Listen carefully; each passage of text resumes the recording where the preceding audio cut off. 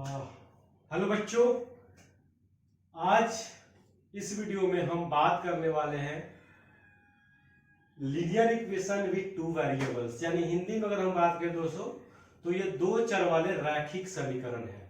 इसमें दो टर्मिनोलॉजी है जिसके बारे में हम डिस्कस करेंगे पहले, और उसके बाद मूव ऑन करेंगे इसके फंडामेंटल के ऊपर, और फिर हम क्वेश्चंस के ऊपर भी आएंगे। और ये दोस्तों जो मैं रेफर कर रहा हूँ वो एनसीईआरटी के बुक्स रेफर कर रहा हूँ, और ये जो सिलेबस है क्लास 9th का है। हमने अभी रिसेंटली जो वीडियो जो बना है वो कोऑर्डिनेट ज्योमेट्री के चैप्टर को हमने फिनिश किया है, उसके फंडामेंटल्स को कवर करते हुए उसके सारे क्वेश्चंस को सॉल्व किए। आज एक नया चैप्टर शुरू करने जा रहे हैं हम, दो चर वाले रैखिक समीकरण, यानी the linear equation with two variables. इसके बारे में फंडामेंटल थोड़ा सा डिस्कस करेंगे और फिर will move to this questions. Exercise 4.1, exercise 4.1 पे हम मूव करेंगे, ठीक है। तो सबसे पहले दोस्तों हम बात करेंगे, दो चीजें हैं, एक वर्ड है लीनियर इक्वेशन, दूसरा है वेरिएबल्स। हम इसके बारे में बात करेंगे। रैखिक समीकरण का मतलब क्या हुआ? जिसका डिग्री ऑफ फ्रीडम, जिसका जो मैक्सिमम डिग्री हो दोस्तों 1 हो। यानी सपोज कोई सा भी इक्वेशन हम लिख रहे हैं x plus Y plus Z equals to 0, 2 plus 2x plus Y बराबर 0, 5x प्लस 6 बराबर 0। इसमें मैक्सिमम डिग्री ये जो वेरिएबल्स है x y z, x y x, अब इसमें कितने वेरिएबल्स हो गए? एक x हो गया, एक y हो गया, एक z हो गया। वेरिएबल्स का मतलब ये होगा कि अगर इसके वैल्यू में चेंजेस करेंगे तो इक्वेशन का वैल्यू बदल जाएगा। These are the variables that changes with the value whenever we keep. So इसमें कितने वेरिएबल है? x y z, ये तीनों अलग अलग वेरिएबल है, तो तीन वेरिएबल्स हो गए। यहाँ पे x और y है, कितने वेरिएबल है? दो वेरिएबल हो गए। यहाँ पे कितने x है? x है, y है ही नहीं, कांस्टेंट है, 6 क्या है? कांस्टेंट है। तो ये क्या हो गया? आपका सिंगल वेरिएबल हो गया। तो इसको हम बोलेंगे सिंगल वेरिएबल, इसको बोलेंगे टू वेरिएबल, और इसको बोलेंगे थ्री वेरिएबल। अब बात करते हैं रैखिक समीकरण की। रैखिक समीकरण में क्या कहता है? रैखिक समीकरण ये कहता है दोस्तों, जिसका हाईएस्ट डिग्री 1 हो। यहाँ पे हाईएस्ट डिग्री कितना है? 1। यहाँ पे कितना है? 1। यहाँ पे कितना है? 1। मैक्सिमम डिग्री कितना है? 1। तो इसमें रैखिक इक्वेशन, रैखिक समीकरण, इट मींस लीनियर इक्वेशन। यहाँ पे कितना है? 1। यहाँ पे कितना है? 1। Linear equation. यहाँ पे कितना है? x की सबसे मैक्सिमम डिग्री 1, कुछ नहीं तो 1 है। It means these are the linear equation. I hope आपको लीनियर इक्वेशन का कंसेप्ट समझ में आया होगा कि लीनियर इक्वेशन क्या है दोस्तों? जिस वेरिएबल का जो मैक्सिमम डिग्री जो है 1 हो उसे हम लीनियर इक्वेशन कहते हैं। और टू वेरिएबल्स का मतलब क्या हुआ? जिसमें दो अननोन वैल्यू है, लेहमैन लैगमैन में कह दोस्तों बच्चों, तो जिसका दो अननोन वैल्यू हो। इसका एक दोस्तों एक स्टैंडर्ड फॉर्मेट है। अगर हम बात करें इसके linear equation with the two variables में, तो इसका जो standard formula ax plus by plus c equals to 0, ये आपका एक स्टैंडर्ड इक्वेशन है, फॉर्मेट है, जो आपको माइंड में रखने की जरूरत है। और ये एक स्ट्रेट लाइन को रिप्रेजेंट करता है। किसको रिप्रेजेंट करता है? स्ट्रेट लाइन को रिप्रेजेंट करता है। इट रिप्रेजेंट्स स्ट्रेट लाइन, और इसी से हम बोल सकते हैं कि क्या ये रैखिक समीकरण है, एक रेखा को, एक सीधी रेखा को रिप्रेजेंट करता है। That's it. अब यहाँ पे दोस्तों अगर हम बात करें, किसी इक्वेशन में मान लो पूछ दिया कि कोई इक्वेशन है 6x plus 2y plus 6 equals to 0, इसमें a b c का मान बताया, तो just let compare with this value. a की यहाँ पे क्या है? x का कोएफिशिएंट क्या है? a। x का कोएफिशिएंट क्या है? 6। सो a की वैल्यू कितनी हो गई? a equals to 6। Similarly y का कोएफिशिएंट कितना है? यहाँ पे b, y का कोएफिशिएंट कितना है? 2, तो v की वैल्यू कितनी हो गई? 2 हो गई। सिमिलरली कांस्टेंट c कितना है? यहाँ पे 6। ऐसे इक्वेशंस ऑब्जेक्टिव्स में पूछे जाते हैं दोस्तों।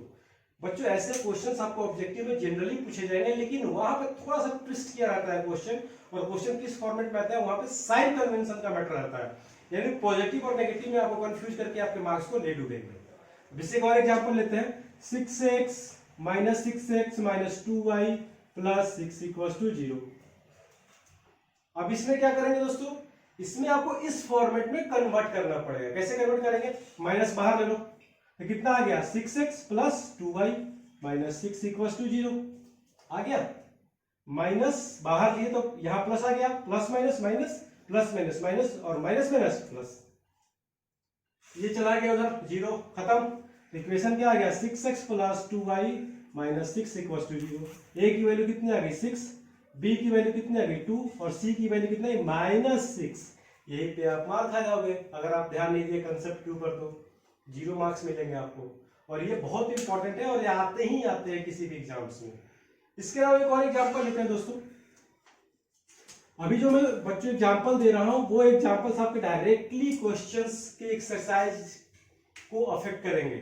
अब मान लिया एक क्वेश्चन लेते हैं, -6x plus 2y plus 5 equal to 0।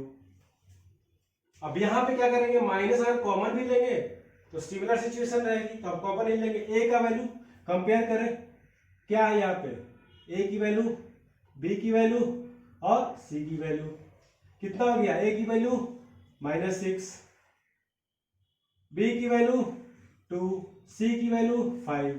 तो इस तरीके से आपको कंपेयर करके क्वेश्चंस को सॉल्व करने पड़ेंगे। अब हम मूव करेंगे दोस्तों क्वेश्चंस के ऊपर, एक्सरसाइज 4.1 के बारे में डिस्कस करेंगे।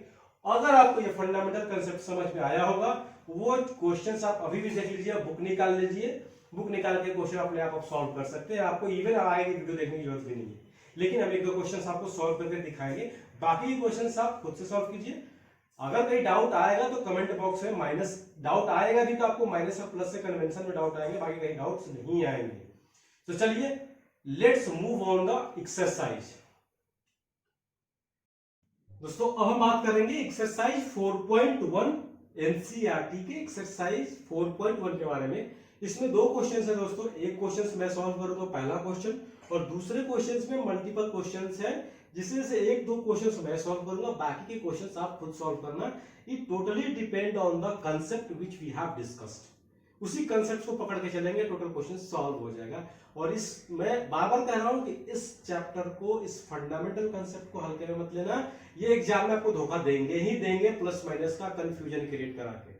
तो पकड़ लो कंसेप्ट को, एकदम हाथ से पकड़ लो, छोड़ो ही मत, ताकि ये बोर्ड के भी एग्जाम में भी आएंगे, 9th के भी एग्जाम में भी आएंगे, और आगे कभी कोई एग्जाम देंगे आपको फंडामेंटल उठाएगा तो उठाना ही है ये। तो चलिए स्टार्ट करते हैं। पहला क्या कर रहे हैं दोस्तों क्वेश्चन, कि the cost of a notebook is twice of the cost of pen. यानी क्या कर रहा है, एक पेन का, एक नोटबुक का जो दाम है, कॉस्ट किसके, पेन के, एक पेन के दाम का दुगुना है।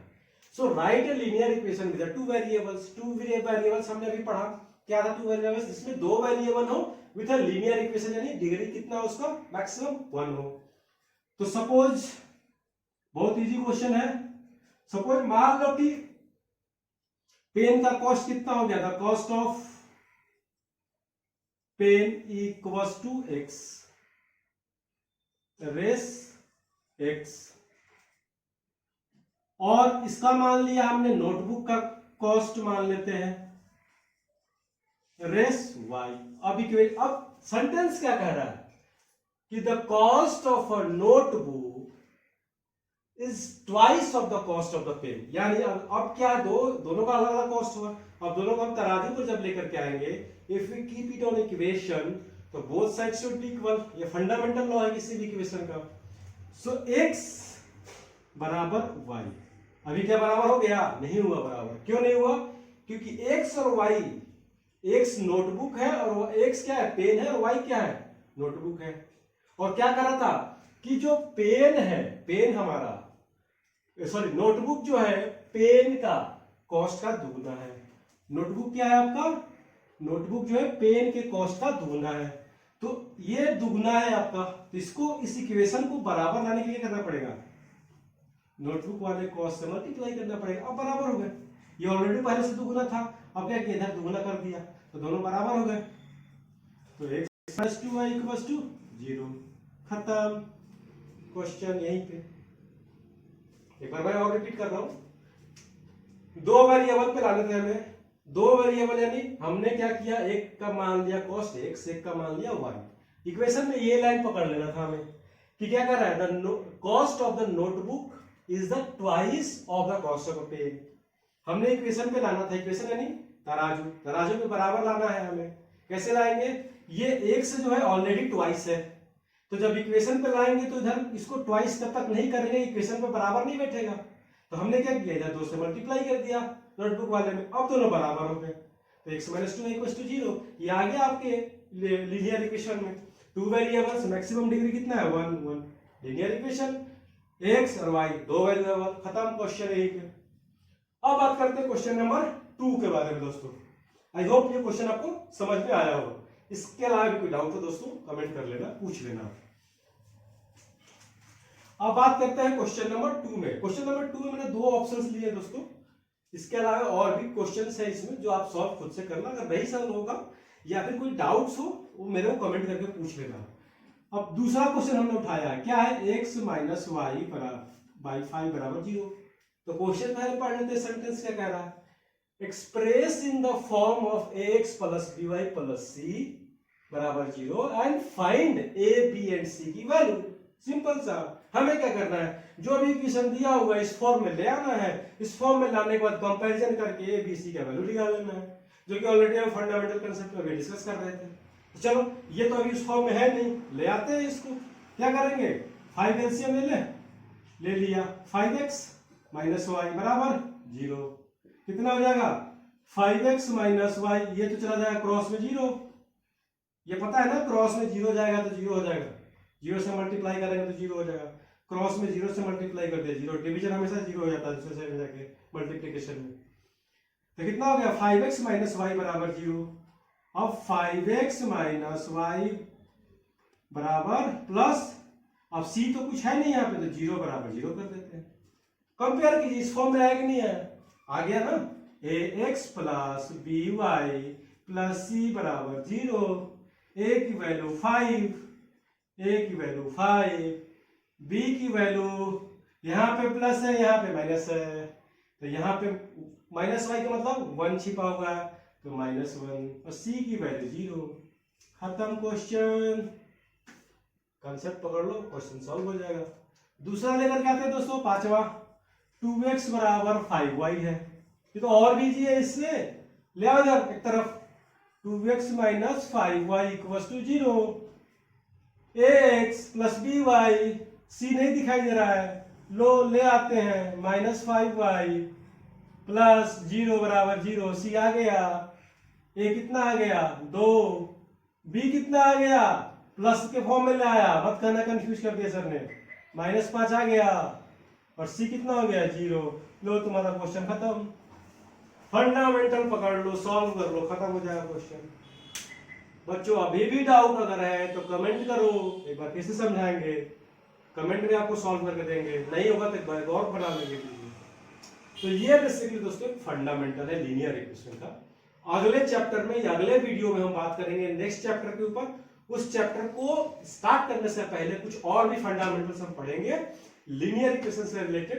दोस्तों अगर ये वीडियो आपको पसंद आया हो, आपके कंसेप्ट क्लियर हुए हो, तो और मेरे इस चैनल पे अगर नया हो, क्योंकि चैनल बहुत नया है, तो चैनल को सब्सक्राइब जरूर कर लो, क्योंकि मैं रेगुलरली आपके मैथ से कंसेप्ट को लेकर के आता रहूंगा। और ये वीडियो पसंद आया दोस्तों बच्चों तो एक लाइक और कमेंट करके मोटिवेशन जरूर देना। तब तक के लिए दोस्तों अलविदा, जय हिंद, जय भारत।